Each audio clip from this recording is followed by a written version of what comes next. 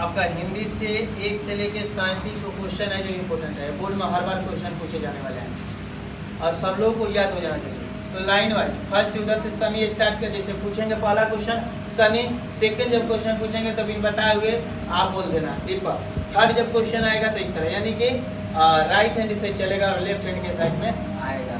पहला अपने शब्द में पहली बार देखिए बहादुर का वर्णन करें। बहादुर खड़ा खड़ा अपनी माँ के थोड़ा सा तेज आवाज में बोलिएगा ताकि पूरा क्लीन और साफ सुनाई दे। बहादुर खड़ा खड़ा अपनी आंखें मिलकर रहा था। 12 से 13 वर्ष की उम्र, शरीर गोरा रंग, चिट्टा मुंह और हाफ वाली सफेद कमीज तथा भूरे रंग का पुराना जूता पहना हुआ था। गले में स्काउटों की तरह रुमाल थे। नागरिक की उत्पत्ति के संबंध में लेखक का क्या कहना है? नागरिक की उत्पत्ति में लेखक का संबंध में कहना है कि नगर से ही नागरिक शब्द बना है। पटना को भी कभी नगर कहा जाता है। पटना से इस लिपि का उत्पत्ति होने के कारण नागरिक लिपि नाम धारण कर। जाति प्रथा भारत में बेरोजगारी का एक प्रमुख और प्रत्यक्ष कारण क्यों बनी हुई? जाति प्रथा भारत में बेरोजगारी का प्रमुख प्रत्यक्ष कारण इसलिए बनी है। भारतीय समाज में श्रम विभाजन के आधार पर जाति के रूप में चाहे श्रमिक कार्य कुशल हो, इस कार्य में रुचि हो या न, जन्म जाति के लिए श्रम विभाजन के आधार पर श्रम विभाजन को विशेष चुनाव कर दिया जाता है। श्रमिक कार्य कुशल सही ढंग से नहीं कर पाते इन हालात में बेरोजगार होते। मनुष्य बार बार नाखूनों को क्यों काटता है? मनुष्य बार बार नाखून को इसलिए काटता है क्योंकि मनुष्य नाखून का प्राचीनतम हथियार था। जब मनुष्य पशुपाती जीवन यापन करता था तो अब यह मनुष्य इस जीवन यापन को छोड़कर एक नए जीवन का शुरुआत किया है। मनुष्य के अंदर गुण आ जाने पर मनुष्य नाखून की जगह पर चाकू या अन्य हथियार का प्रयोग करता है, इसलिए मनुष्य नाखून को बार बार काटता है। गांधी जी के अनुसार शिक्षा कैसी होनी चाहिए? गांधी जी के अनुसार शिक्षा उद्देश्य में चरित्र मानते हैं। जो व्यक्ति चरित्र निर्माण में सफल हो जाएगा वह समाज अपने आप काम संभालेगा। ऐसा इस प्रकार जिन व्यक्तियों में विकास हो जाएगा वह समाज के संगठन में काम उसके हाथ में चाहते हैं।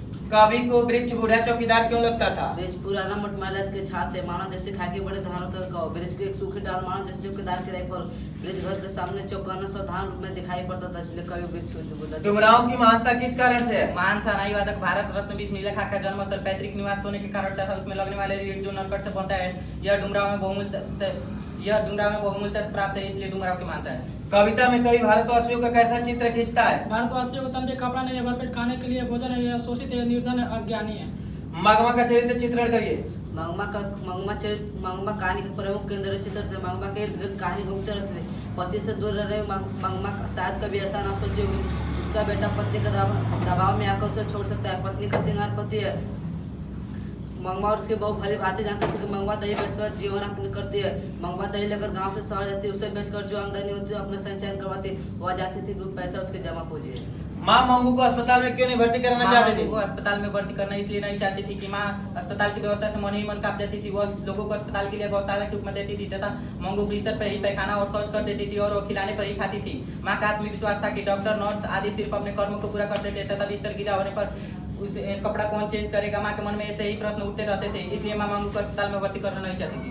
मछली और दीदी में क्या समानता दिखाई पड़ी? मछली जब झोले में थी तब छटपटाती। दीदी अपने आंचल के साड़ी के आंचल से मुंह ढक कर छटपटाती थी। यदि मछली अपने काटे जाने के डर से छटपटा रही थी तो दीदी मछली को काटे जाने के डर से छटपटा रही थी। दीदी और मछली में यही समानता दिखाई पड़ी। हिरोशिमा में मनुष्य की साखी के रूप में क्या है? हिरोशिमा में परमाणु बम गिरेगा तब वह सब कुछ जलकर भाप बनकर उड़ गया। चारों ओर बर्बादी। हिरोशिमा में नरसंहार की छाया अभी भी देखी जा सकती है।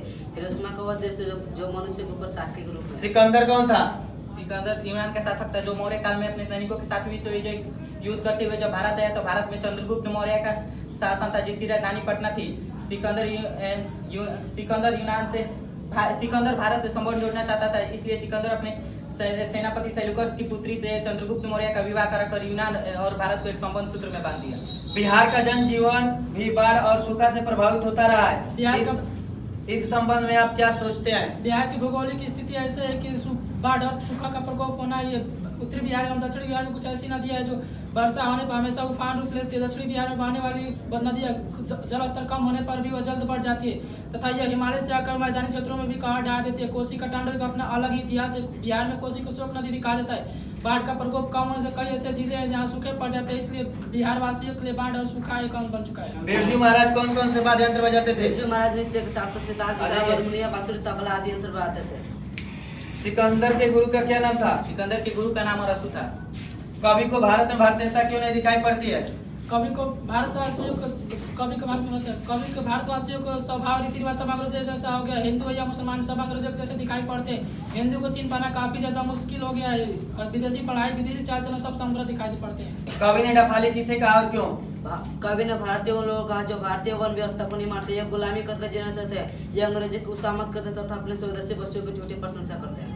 कवि की दृष्टि में आज का भारत माता का तप समय क्यों सफल है? भारत माता अपने संतानों को अहिंसा रूपी दूध पिलाए जो जौन मन का भय दूर करता है तथा यह संसार वाले के भी अज्ञानता और भ्रम को दूर करता है।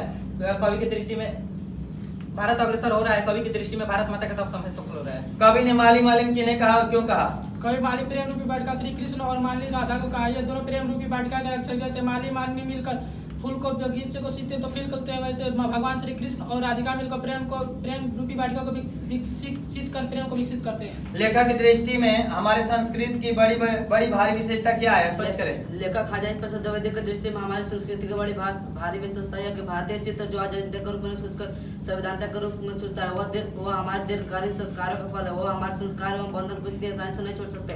वो हमारे संस्कार, वो हम अपने आप में लगा हुआ बंधन हमारी संस्कृति की बड़ी भारी विशेषता। गुर्जर प्रतिहार कौन थे? गुर्जर प्रतिहार विदेशी थे जो 8वीं सदी के पूर्व प्रदेश में इन्होंने शासन कर लिया। बाद में इनका कन्नौज पर ही शासन हो गया।